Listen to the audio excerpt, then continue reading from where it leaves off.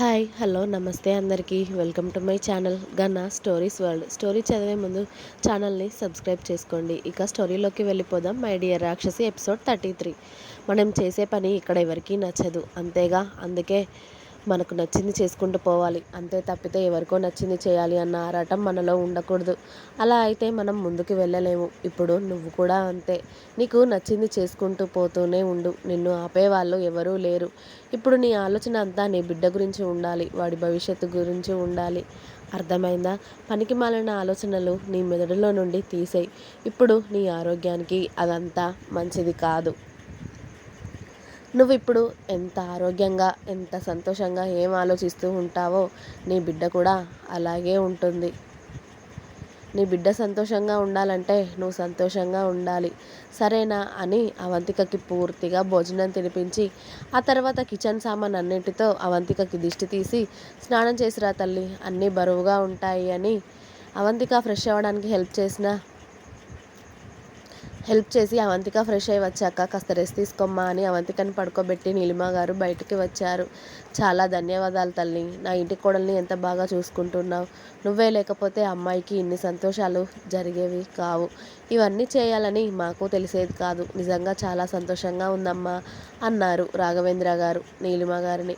అయ్యో మావయ్య గారు, తను కూడా నాకు కూతురు లాంటిదే. అమ్మాయి పరిస్థితి తెలుసుకొని నేనొక సాటి ఆడదానిలాగా తనకి తోడు లేకపోతే ఎలా చెప్పండి?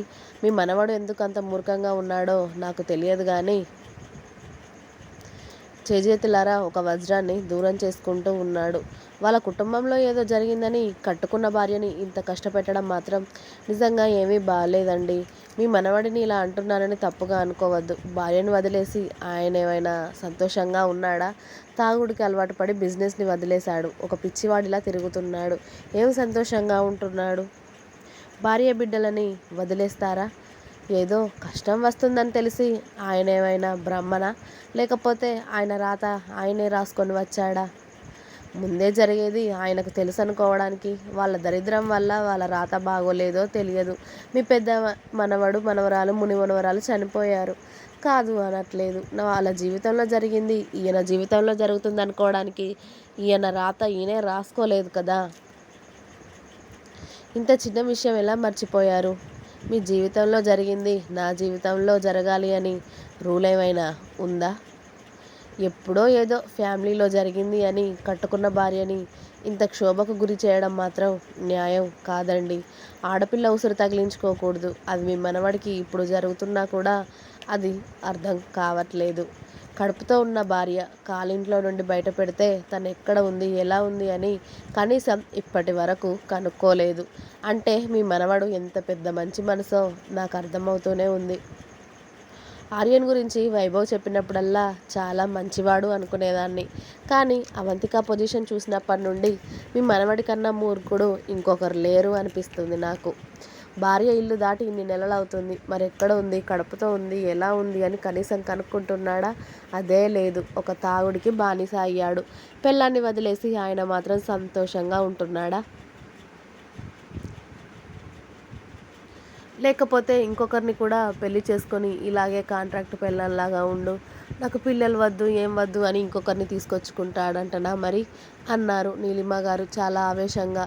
ఆవిడ మాట్లాడేది ప్రతి ఒక్కటి నిజమే అవడంతో రాఘవేంద్ర గారు మనవడి గురించి ఏం చెప్పాలో తెలియక బాధగా తల కిందికి వంచేసుకున్నారు. నేను మిమ్మల్ని బాధ పెట్టాలని ఇవన్నీ మాట్లాడట్లేదు మావయ్య గారు. ఒక అమ్మాయిని పెళ్లి చేసుకున్నాక తనని పువ్వుల్లో పెట్టి చూసుకోకపోయినా పర్లేదు కానీ ఇలా నీ చావు నువ్వు చావమని మాత్రం వదిలేయకూడదు మావయ్య గారు. అదే చేశాడు మీ మనవడు. మీకు అర్థం అవుతుందా అసలు? తన జోలికి ఎవరు వెళ్ళమన్నారు? ఆయన ఏదో ఆవిడను ఉద్ధరించినట్టు పెళ్ళి అంటూ చేసుకున్నాడు. ఆ తర్వాత పిల్లలు వద్దు అంటే ఏ ఆడది మాత్రం ఊరుకుంటుంది చెప్పండి?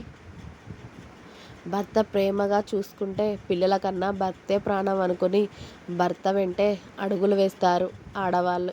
కానీ భర్తనే పిల్లల్ని వద్దు అన్నాక ఆ పిల్లల కోసం భర్తని వదులుకోవడానికైనా సిద్ధపడతారు ఆడవాళ్ళు.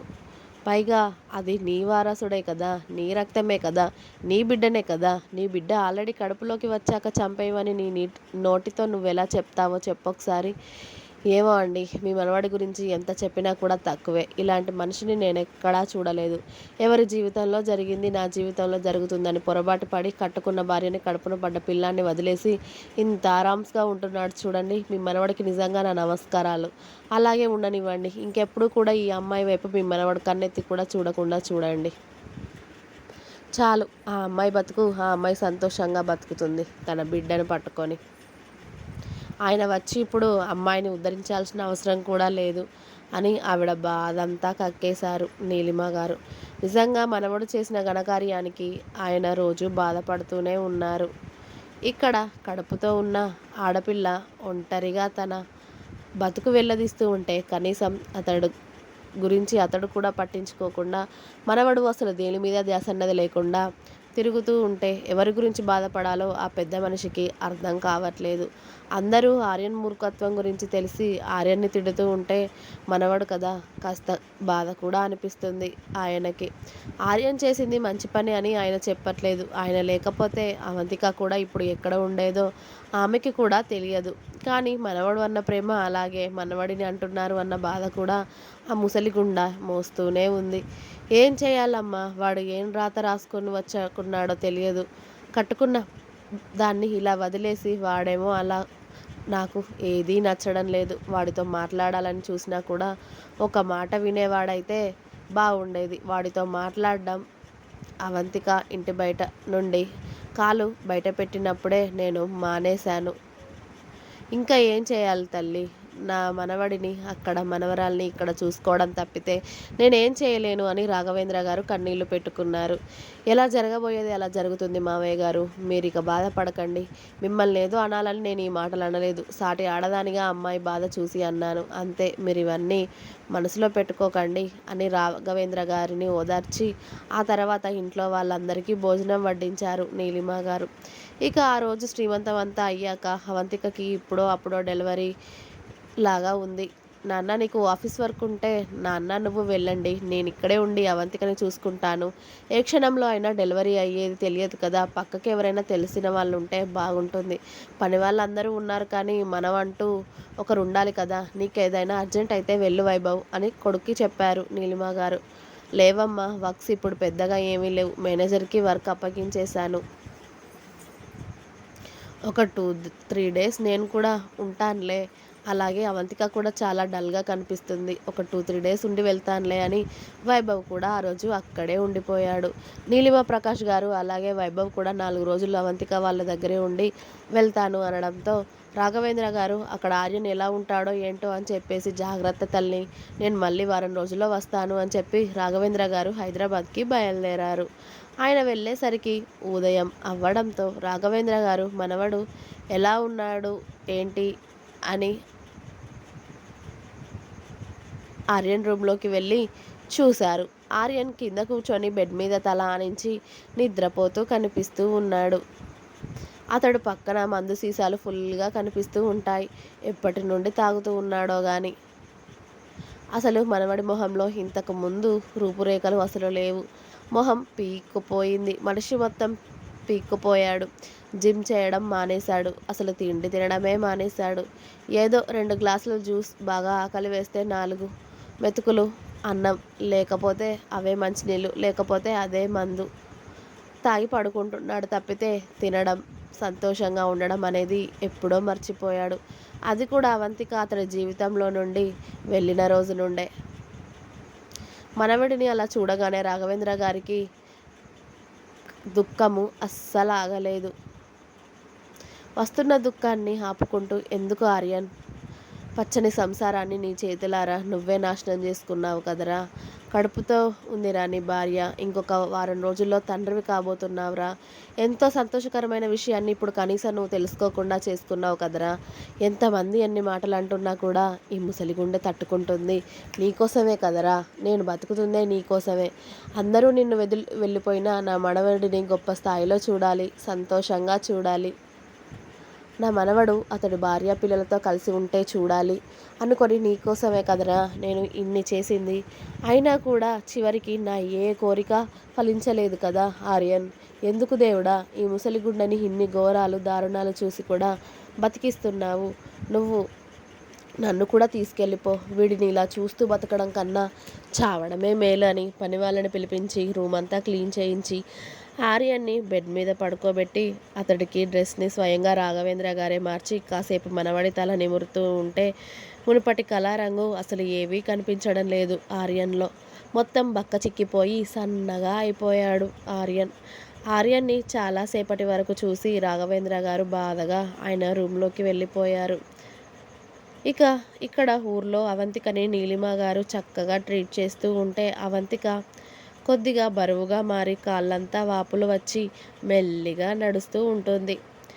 ఆ రోజు కృతి, వైభవ్ బయటికి వెళ్ళి అవంతిక డెలివరీ దగ్గర పడుతుంది అని తనకి కావాల్సిన వస్తువులు, బట్టలు అన్నీ కొనుక్కొచ్చి హాల్లో నీలిమ గారికి చూపిస్తూ ఉంటే వాళ్ళని చూస్తూనే వాకింగ్ చేస్తూ ఉంటుంది అవంతిక. ఎందుకు అవంతిక మొహం ఆ రోజు చాలా డల్గా కనిపిస్తూ ఉంటుంది. నీలిమ గారికి కూడా డౌట్గా అనిపిస్తుంటుంది. అవంతిక, ఏదైనా ప్రాబ్లం అయితే త్వరగా చెప్పు తల్లి, ఇవాళ ఏంటో నీరసంగా కనిపిస్తున్నావు అన్నారు. అలాగే అత్తయ్య అని చెప్పి తన పొట్టని నిమురుకుంటూ, ఈ టైంలో మీరు పక్కనుంటే బాగుండేది ఆర్యన్ గారు అని ఆర్యన్నే తలుచుకుంటూ తన రూమ్లోకి వెళ్ళింది అవంతిక. కానీ రూమ్లోకి వెళ్ళిన మరో నిమిషం వెన్నుల్లో నుండి కడుపులోకి నొప్పి చిన్నగా పాకుతూ ఉంటే మెల్లిగా అటు ఇటు కదులుతూ ఉంది.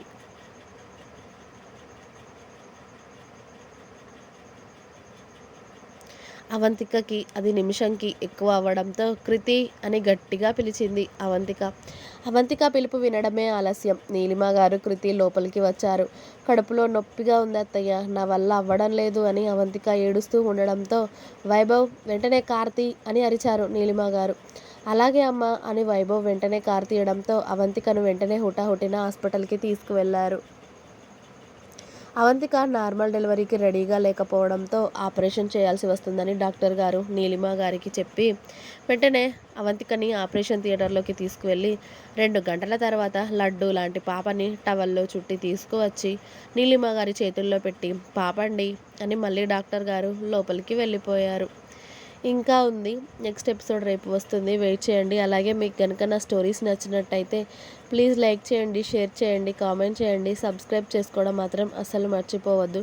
Please subscribe my channel Gana stories world. Thank you. Bye.